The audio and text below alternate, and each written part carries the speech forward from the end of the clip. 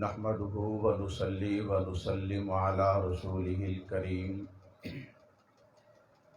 أما بعد فأعوذ بالله من الشيطان الرجيم بسم الله الرحمن الرحيم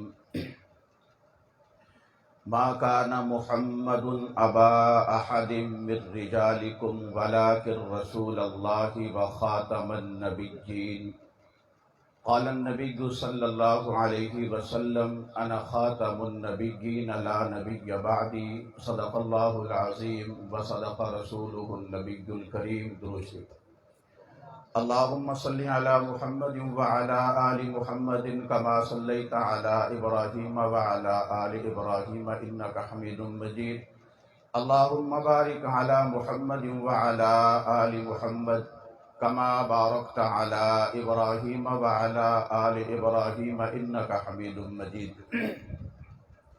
سحر آشنا یقیناً شب زندگی نہ ہوتی، سحر آشنا یقیناً شب زندگی نہ ہوتی، جو حضور آ نہ جاتے کہیں روشنی نہ ہوتی۔ یہ نبی کی نسبتیں ہیں جو قریب کر رہی ہیں، یہ نبی کی نسبتیں ہیں جو قریب کر رہی ہیں، بخدا ورنہ کسی سے میری دوستی نہ ہوتی۔ ہر مسلمان کا یہی مسلک یہی ایمان ہے، ہر مسلمان کا یہی مسلک یہی ایمان ہے کہ منکر ختم نبوت منکر قرآن ہے۔ در حقیقت اس دور کا ہر ایک جھوٹا نبی، در حقیقت اس دور کا ہر ایک جھوٹا نبی شکل انسانی میں جیتا جاگتا شیطان ہے۔ لا نبی بعدی فرما گئے خود ختم رسول، لا نبی بعدی فرما گئے خود ختم رسول، جن کا ہر قول مبین اللہ کا فرمان ہے۔ نہایت ہی واجب الاحترام قابل صد احترام بزرگوں، دوستوں، بھائیوں، اسٹیج پر تشریف فرما حضرات علماء کرام، ہمارا آج کا یہ مختصر مگر عظیم الشان پروگرام صراط مستقیم کورس کے حوالے سے ہے کہ ہمارے جن بھائیوں نوجوانوں نے یہ کورس مکمل کیا ہے، آج ان کے اعزاز میں یہ تقریب رکھی گئی ہے۔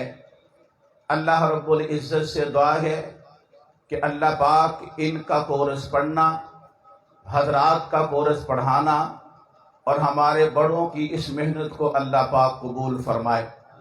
میرے بھائیوں، یہ کام آسان نہیں ہے، یہ کام بہت مشکل ہوتے ہیں۔ بظاہر ہم بڑے آسان نظر آتے ہیں، اس کے پیچھے بڑی محنت ہوا کرتی ہے۔ ابھی آپ نے دیکھا کہ ہمارے وہ دو علماء ہمارے بھائی کہ جنہوں نے زیادہ محنت کی، اس کورس کے اندر طلباء کو بھیجا کہ آپ کے سامنے ان کا اعزاز کیا گیا اور اکرام کے طور پہ انہیں کتاب دی گئی۔ آپ سوچیں، یہ اکرام حضرت مولانا محمد عبد القدوس گجر صاحب نے کیا ہے۔ اب بتائیں کل قیامت کے دن جس وقت آپ دنیا کے اندر محنت کر کے اللہ کے سامنے پیش ہوں گے تو اللہ پاک آپ کو کن کن انعامات سے نوازیں گے، ہم اس کو شمار بھی نہیں کر سکتے، ہم سوچ بھی نہیں سکتے۔ تو اس لیے میرے بھائیوں، ہمارا آج کا جو عنوان صراط مستقیم کورس ہے، اور صراط مستقیم کا معنی کیا ہوتا ہے بھائی؟ سیدھا راستہ۔ کیا معنی ہے؟ سیدھا راستہ، کہ نبی کریم صلی اللہ علیہ وسلم نے جو راستہ دکھایا، حضرت آدم علیہ السلام سے حضرات انبیاء کرام علیہم السلام کا سلسلہ شروع ہوا، اور نبی کریم صلی اللہ علیہ وسلم کو اللہ نے نبوت کا ختم نبوت کا تاج پہنا کے اس دنیا کے اندر بھیجا اور اعلان فرمایا ہے ما کان محمد ابا احد من رجالکم ولکن رسول اللہ و خاتم النبیین۔ اللہ فرماتے ہیں انبیاء آتے رہے لیکن اب جو نبی میں نے بھیجا ہے یہ آخری نبی ہے، اس نبی کے بعد اب کوئی اور نیا نبی پیدا نہیں ہوگا۔ لیکن حضرت عیسیٰ علیہ السلام اگر تشریف لائیں گے، نمبر ایک وہ آقا کے بعد پیدا نہیں ہوئے، ان کی نبوت آقا سے پہلے کی نبوت ہے، وہ آقا سے پہلے پیدا ہو چکے ہیں اور تشریف بھی لائیں گے۔ قرب قیامت تو نبی بن کے تشریف نہیں لائیں گے بلکہ نبی کریم صلی اللہ علیہ وسلم کے امتی بن کے تشریف لائیں گے۔ میرے بھائیو، یہ عقیدہ ختم نبوت کتنی اہمیت والا عقیدہ ہے، کتنی افادیت والا عقیدہ ہے کہ اس عقیدے پہ اللہ رب العزت نے 100 سے زائد قرآن کریم کی آیات اتاری ہیں۔ یہ عقیدہ کتنا اہم ہے کہ نبی کریم صلی اللہ علیہ وسلم کی زبان اقدس سے اللہ پاک نے 210 احادیث مبارکہ وہ منہ سے کہلوائی جن کے اندر عقیدہ ختم نبوت کا پرچار ہے، اور ختم نبوت کا عقیدہ کتنی اہمیت کا حامل ہے کہ نبی کریم صلی اللہ علیہ وسلم کے دور میں جو جنگیں ہوئیں، ان جنگوں میں آپ کے نبوت کا جو دور ہے، جب تک آپ رہے، اعلان کے بعد جو آپ نے زندگی گزاری ظاہری وہ 23 سالہ ہے، اس 23 سالہ زندگی میں 268 صحابہ تمام جنگوں کے جمع کر کے شہید ہو گئے۔ لیکن جب عقیدہ ختم نبوت کا مسئلہ آیا تو 1200 صحابہ نے اس عقیدے پہ جام شہادت نوش کیا۔ ان 1200 صحابہ کے اندر 700 صحابہ وہ تھے جو قرآن پاک کے حافظ تھے۔ اب توجہ کرنا، یہ عقیدہ ختم نبوت کتنا اہم عقیدہ ہے کہ اگر کوئی بندہ عقیدہ ختم نبوت کا انکار کرتا ہے، اس عقیدے پہ اس کا ایمان نہیں ہے، اس کے بارے میں امام العصر سید مولانا انور شاہ کشمیری رحمت اللہ علیہ فرماتے ہیں، توجہ کرنا، آپ نے فرمایا طب کا مسئلہ ہے۔ مسئلہ کیا ہے کہ جس بندے کو کوڑ لگ جائے آپ اسے دنیا کی تمام دوائیں لا کر دے دیں، اب دنیا کے تمام طاقت والے نسخے اس کو لا کر دے دیں، دنیا کی تمام خوراکیں طاقت والی لا کے دے دیں، وہ جتنی کھاتا جائے گا اس پہ اثر کچھ نہیں ہوگا، وہ دن بدن کم ہوتا جائے گا۔ اور فرمایا جو بندہ عقیدہ ختم نبوت کا منکر ہے، یہ قرآن کی تلاوت کرے تب بھی قبول نہیں، یہ نماز پڑھے تب بھی قبول نہیں، یہ رات کو کھڑا ہو کے ساری رات اللہ کی عبادت کرے وہ عبادت بھی قبول نہیں۔ بلکہ اس سے آگے بڑا عجیب جملہ لکھا، حضرت سید عطا اللہ شاہ بخاری رحمت اللہ علیہ فرماتے ہیں اگر یہ بندہ بیت اللہ کے صحن کے اندر مر جائے یہ پھر بھی جہنمی، یہ غلاف بیت اللہ کے غلاف کعبہ کے اندر مر جائے یہ پھر بھی جہنمی، حتیٰ کہ یہ بندہ روزہ نبوی کے قریب مر جائے یہ تب بھی جہنمی ہے۔ اس کی وجہ یہ ہے کہ اگر کسی درخت کو گھن لگ جائے، اس کی جڑ کے اندر جب گھن لگتا ہے اس کا پھل باقی نہیں رہتا، اس کی شاخیں باقی نہیں رہتی۔ تو فرمایا عقیدہ ختم نبوت ایمان کی جڑ ہے، باقی جتنے عقیدے ہیں، جتنے اعمال ہیں، جہاد کا عقیدہ یہ بھی عقیدہ ختم نبوت کی وجہ سے ہے۔ اگر نماز ہے عقیدہ ختم نبوت کی وجہ سے ہے، زکوٰۃ ہے عقیدہ ختم نبوت کی وجہ سے ہے۔ فرمایا اگر عقیدہ ختم نبوت نہیں ہے تو کوئی چیز بھی اللہ کے ہاں قابل قبول نہیں ہے۔ اب توجہ کرنا، میں اگلی بات کہوں، بعض دفعہ ہمارے بھائی وہ بھولے بھالے جو دین کو سمجھتے نہیں لیکن دین کا درد ہوتا ہے، وہ کہتے ہیں ہم تو اس بات کو جانتے نہیں یہ مرضیت کیا ہے، یہ عقیدہ ختم نبوت کیا ہے۔ اس لیے بعض دفعہ لوگ لا علمی کی وجہ سے کہہ دیتے ہیں ہمیں تو کوئی گناہ نہیں ہوگا کیونکہ ہمیں مسئلے کا پتہ نہیں تھا، ہمیں عقیدے کا پتہ نہیں تھا۔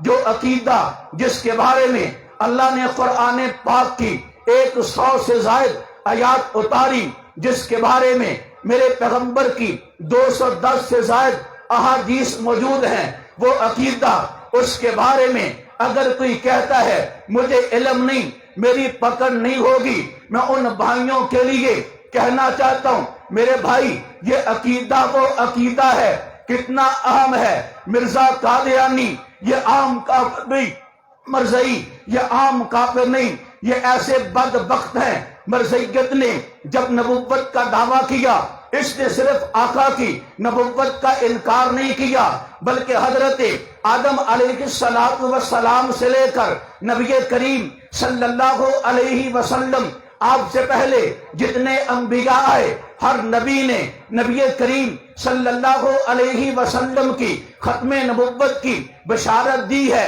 تو مرزا نبوت کا دعویٰ کر کے تمام انبیاء کی بشارت کا انکار کر رہا ہے۔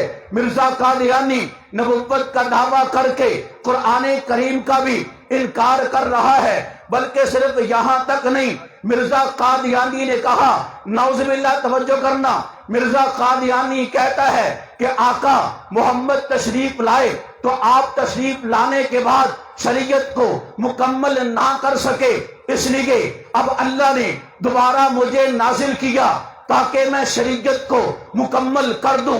یہ لعنتی یہ دعویٰ کر کے الیوم اکملت لکم واتممت علیکم نعمتی ورضیت لکم الاسلام دینا، اس آیت کا انکار کر رہا ہے، بلکہ تذکرہ یہ مرزا قادیانی کی وحی ہے۔ جس طرح ہر نبی پہ وحی آتی ہے، نبی کریم صلی اللہ علیہ وسلم پہ جو وحی آئی وہ اللہ کا کلام قرآن مجید ہے۔